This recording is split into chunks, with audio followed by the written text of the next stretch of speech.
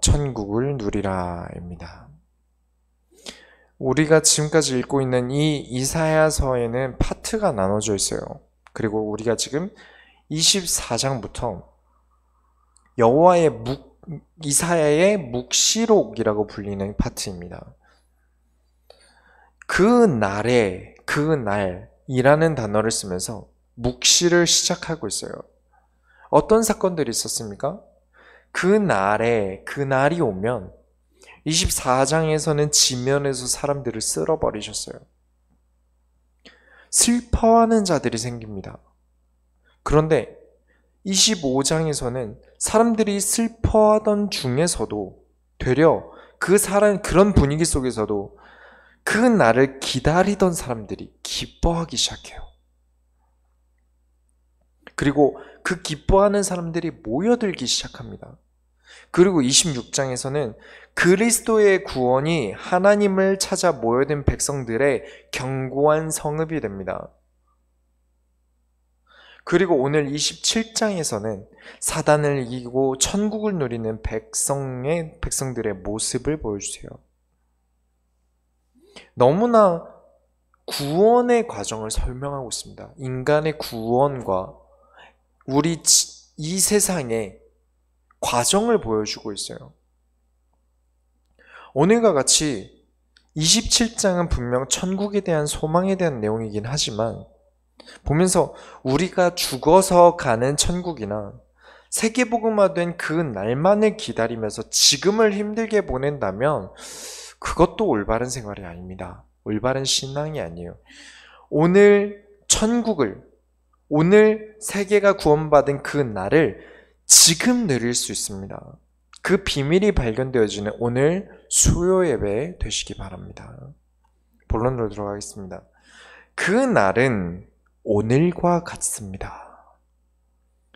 첫 번째로 마귀를 이기신 그리스도를 여러분이 기억하셔야 됩니다. 27장 1절을 보시겠습니다. 그날에 여호와께서 그의 견고하고 크고 강한 칼로 날렘뱀 리워야단 곧 꼬불꼬불한 뱀 리워야단을 벌하시며 바다에 있는 용을 죽이시리라. 또다시 그날에 라는 단어가 나오고 있어요. 견고하고 크고 강한 칼이 제 손에 들려있어도 위협적이겠죠. 과도만 들려있어도 무서울 거예요. 그런데 크고 견고한 강한 칼을 누가 들고 계십니까? 검도한 사람이 들고 있어도 엄청 위협적일 텐데 여호와의 손에 있습니다. 날랜 꼬불꼬불한 뱀을 벌하신다. 이 리워야다는 고대 가나안 북쪽에 전해 내려오는 바다의 용신입니다. 옅뱀을 표시할 때도 사단을 표시할 때 쓰고요. 또 용도 사단을 표시할 때 씁니다. 상징이죠. 하나님이 사단을 꺾고 이 땅에 하나님 나라를 완전히 이루시는 그때가 온다는 것입니다. 여러분은 이 날의 소망이 있으셔야 됩니다. 2절에 그날에 너희는 아름다운 포도원을 두고 노래를 부르지어다. 예수님이 우리에게 주신 말씀을 여러분 잊으셔서는 안 됩니다. 요한복음 15장 4절부터 5절에 내 안에 거하라 나도 너희 안에 거하리라. 가지가 포도나무에 붙어있지 아니하면 스스로 열매를 맺을 수 없음같이 너희도 내 안에 있지 아니하면 그러하리라. 나는 포도나무여 너희는 가지라. 내가 그가 내 안에 내가 그 안에 거하면 사람이 열매를 많이 맺나니 나를 떠나서는 너희가 아무것도 할 수 없음이라. 모든 이들이 그리스도 안에 거하는 그날, 우리가 하나님 자녀들이 가득한 그날을 기뻐할 것을, 노래 부르게 될 것을 말씀하고 있는 것입니다. 말씀이 통하고 그리스도가 통하는 사람들이 모이는 것. 지금 이 땅에서 사단의 권세를 이기시고 부활하신 그리스도께 붙어서 열매 맺는 것은 무엇입니까? 하나님 나라를 이 땅에서 누리는 것이죠. 그 날이 여러분에게 먼 미래의 일이 아니라 지금 미리 누리는 날이 되시기 바랍니다. 하나님은 시간과 공간의 제약이 없으신 분이세요. 이 점을 절대 잊으셔서는 안 됩니다.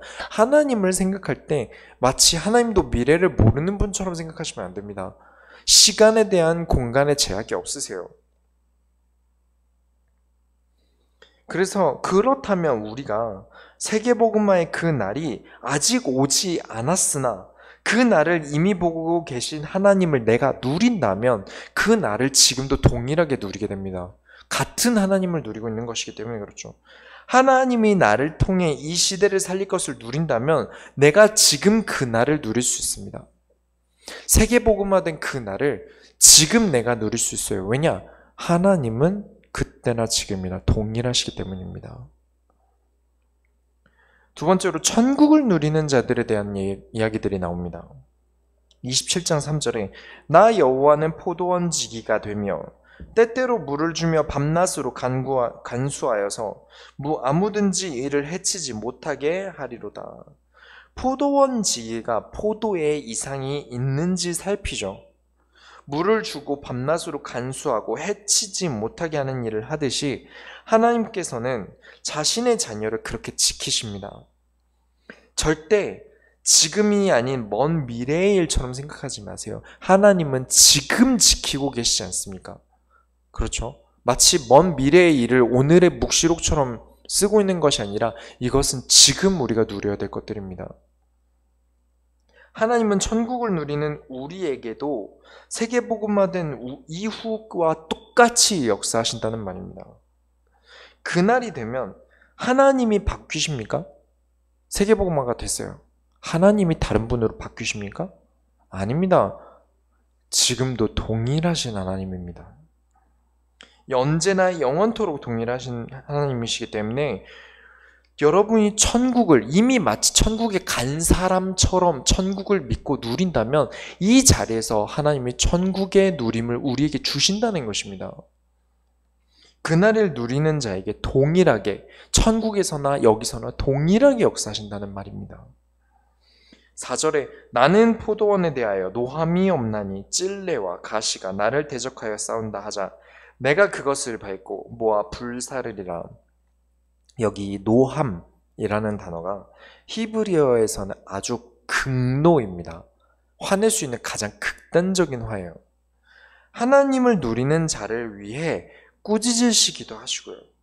무섭게도 하실 때도 있으시지만 절대 본심이 아니십니다. 그런데 진짜 극노하심으로 분노하실 때가 있지요. 전혀 그리스도와 복음과 상관없이 우상숭배로 가득하게 할 때를 얘기합니다. 그리고 하나님이 나를 위하여 싸우시는 단서가 나옵니다. 늘 말씀드리죠. 내가 세상과 싸울 때 하나님이 꼭 개입하셔야만 합니다. 왜죠? 저와 여러분은 세상을 이길 능력이 없어요. 그렇지 않습니까? 이길 자신 있으신가요? 저는 없습니다. 내가 이 세상과 싸울 때 하나님이 개입되지 않게 되면요. 내 싸움입니다. 성령 인도를 안 받고 문제가 생긴다? 내 문제입니다. 왜 그렇죠? 성령 인도 받던 중에 문제가 생긴다면 하나님이 그냥 두시지 않으시겠죠. 왜냐? 내 일이 아니라 하나님의 일을 하고 있었으니까요. 근데 되려 내 일을 해버린다. 그럼 하나님이 개입하실 수가 없어요. 그래서 성령 인도 받아야 합니다. 그렇지 않다면 우리는 이 세상을 이길 방법이 없어요. 그래서 말씀을 따라가지 않는 게 손해라는 겁니다. 내가 무슨 수로 세상과 싸워 이깁니까? 그토록 힘있는 존재들이 많은데 내가 무슨 수로 싸워서 이깁니까? 여러분 대신 하나님이 싸우지 않으시면 우리는 살아갈 수가 없습니다. 하나님의 뜻을 향해, 하나님의 소원을 향해 나아가는 자들을 위해 하나님이 싸우시고 밟고 모아 불사르실 것을 믿으시기 바랍니다. 그러면 어떻게 해야 할까요? 하나님과 가까워지시기 바랍니다. 27장 5절에 그리하지 아니하면 내 힘을 의지하고 나와 화친할 것이니라. 화친이라는 단어를 2번이나 썼어요. 굉장히 강조하고 계신 것이죠. 하나님과 화친을 한다? 하나님과 가까워진다는 것입니다. 여러분이 하나님과 가깝게 되시기 바랍니다. 어떻게 해야 우리가 하나님과 가까이 할 수 있나요? 이번 주 강단에서 말씀드린 신명기 4장 7절에 우리 하나님 여호와께서 우리가 그에게 기도할 때마다 우리에게 가까이 하심과 같이 그 신이 가까이 함을 얻은 큰 나라가 어디 있느냐 하셨습니다. 우리가 하나님의 말을 듣지 않고 대적하는 존재가 되지 않고 하나님의 힘을 의지하고 하나님과 기도로 가까이 하는 방법은 기도밖에 없습니다. 너무 기쁘지 않습니까? 내가 하나님께 해드린 게 없어요. 하나님이 나에게 해주신 거에 비해서 내가 하나님께 해드린 게 없습니다. 나는 여전히 부족하고요. 하나님의 손을 향해 도전하는 나의 무능 때문에 더디고요. 그런데도 불구하고 하나님은 기도만으로 나와 가까이 해주시지 않습니까? 너무 감사한 일입니다. 이 감사를 아는 자에게 이사야서 27장 6절에 후일에는 야곱의 뿌리가 박히며 이스라엘의 우미 돋고 꽃이 필 것이라 그들이 그 결실로 지면을 채우리로다. 이전에 있었던 묵시록에서 지면이 쓸어버려지고 황폐해지고 황무해졌는데 하나님을 따라가던 남은 자들이 그 땅에 뿌리를 박으며 마치 이스라엘의 식물처럼 표현합니다. 뿌리가 박힌다는 것은 정박한다는 것입니다. 더 이상 방황하지 않는다는 거예요. 꽃이 피고 결실을 맺어진다는 것은 번영을 누린다는 겁니다. 다시 한번 새로운. 이러니 하나님을 가까이 하지 않고 그 날을 누리지 않고 내 마음대로 사는 게 얼마나 손해입니까? 마귀를 꺾으셨는데도 왜 마귀에게 순응하고 살아야 합니까? 그런 바보 같은 신앙생활이 되지 않길 바랍니다. 세상의 모든 권세를 아무리 가져다 붙여도 하늘과 땅의 모든 권세를 가지신 분이랑 비교가 안 되지 않습니까? 그런데 왜 내가 세상의 권세에 눌림받아서 살아야 합니까? 그럴 이유가 전혀 없습니다. 여러분이 지금 천국의 비밀을, 하나님 나라의 비밀을 누리시기 바랍니다. 두 번째로 하나님의 백성과 아닌 백성의 차이를 극명하게 드러냅니다. 하나님은 자신의 백성을 챙기세요. 27장 7절에 주께서 그 백성을 치셨던들 그 백성을 친 자들을 치심과 같았겠으며 백성이 죽임을 당하였던들 백성을 죽인 자가 죽임을 당함과 같겠느냐.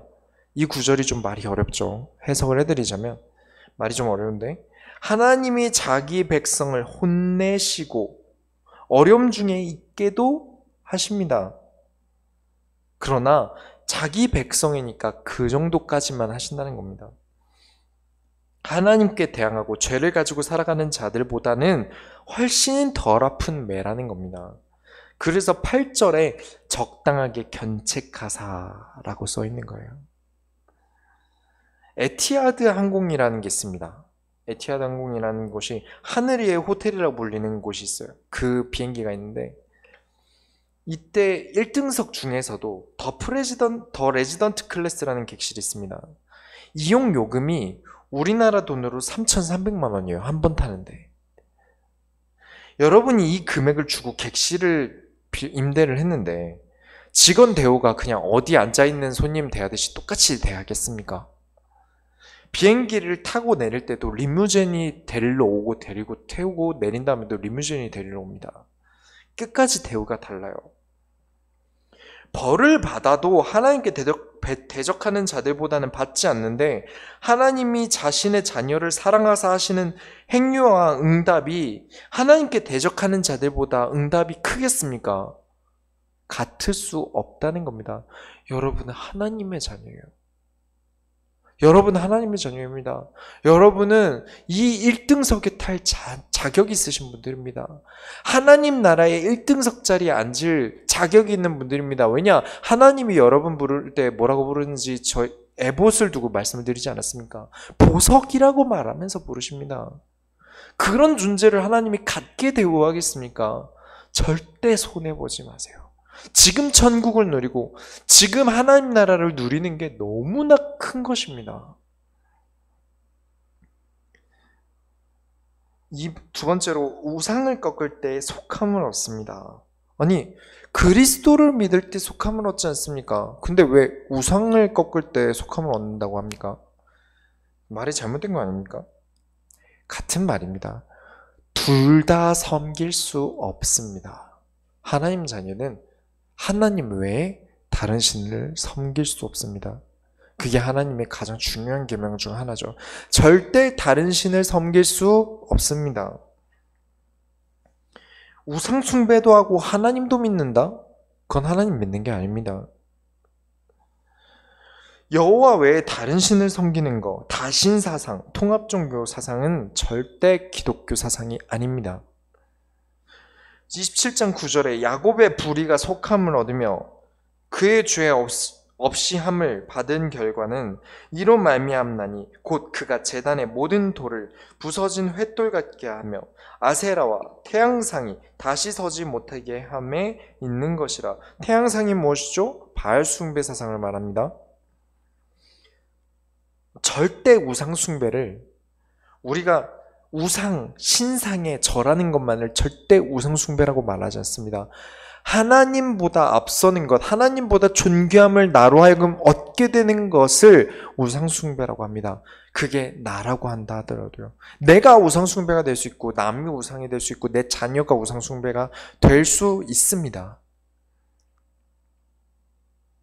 그래서 제일 먼저 가르치는 게 무엇입니까? 너희 하나님 여호와를 사랑하라 부터 배우는 것입니다. 왜냐? 다른 것을 사랑할 수 없어요. 이것을 가르치기 위해 언약 없이 결혼하지 말라고 했던 것이고요. 우상 숭배하게 되는 것이 하나님이 나를 위해 일하시는데 걸림돌이 되기 때문에 그렇습니다. 아까 말씀드린 대로 절대 하나님의 일이 아니라 내 일이 개입되어지면 하나님이 싸워주실 수 없어요. 왜냐? 하나님은 대적을 멸하셔야 됩니다. 그런데 내가 대적과 손잡은 적이 있네? 그럼 어쩔 수 없죠. 하나님이 나를 혼내실 수밖에 없는 거 아닙니까? 하나님이 나를 질책하실 수밖에 없는 겁니다. 하나님이 나를 온전히 쓰실 수 있도록 내가 우상 숭배를 버리는 건 너무 당연한 겁니다. 대적을 말하셔야 되는데 내가 우상 숭배를 하고 내가 다른 것을 섬기고 하나님보다 내 계획이 더 앞서고 하나님이 그러면 나를 위해 싸워주실 수가 없어요. 그런 손해를 입지 않기 위해서 여러분 내가 가지고 있는 그 어떤 것보다 하나님을 사랑하시기 바랍니다. 내 안에 있는 하나님보다 앞서는 모든 것들을 부수시기 바랍니다. 세 번째로 하나님께서 모른다 하는 사람들이 있습니다. 27장 10절에 대저 견고한 성읍은 적막하고 거처가 황무하며 버림받아 광야와 같은즉 송아지가 거기에서 먹고 거기에 누우며 그 나무 가지를 먹어 없이 하리라. 만약에 서울 시내가 조용해요. 홍대에 사람이 한 명도 없어요. 말이 됩니까? 그런 일은 전쟁이 나서도 있을까 저는 모르겠어요. 견고한 성읍이라고 하면요, 안전해서 사람이 많이 모이겠죠. 분주할 텐데 왜 적막합니까? 조용할까요? 집이 황무하여 버림을 받아 광야처럼 되어버렸기 때문입니다. 언약이 없으면 안전지대는 없습니다. 어떠한 견고한 성읍이라 하더라도 안전하지 않습니다. 여러분의 그 어떤 것을 세운다 하더라도 안전할 수 없습니다. 우리는 지갑에 돈이 좀 든 게 많아야 좀 통장이 두둑해야 안정적이지 않습니까? 돈은 거짓말 안 한다고 생각하기 때문입니다. 그러나 시간과 돈은 순식간에 사라지죠. 쓰는데 한도가 없어요. 이에 가장 좋은 예가 무엇이냐면 여러분 애굽의 유월절의 피 사건을 생각해 보세요.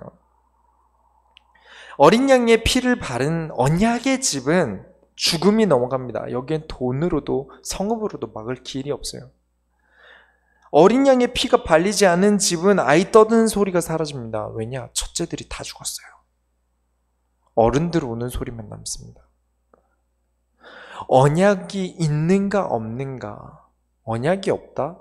그 어떤 것으로도 안전지대는 없습니다.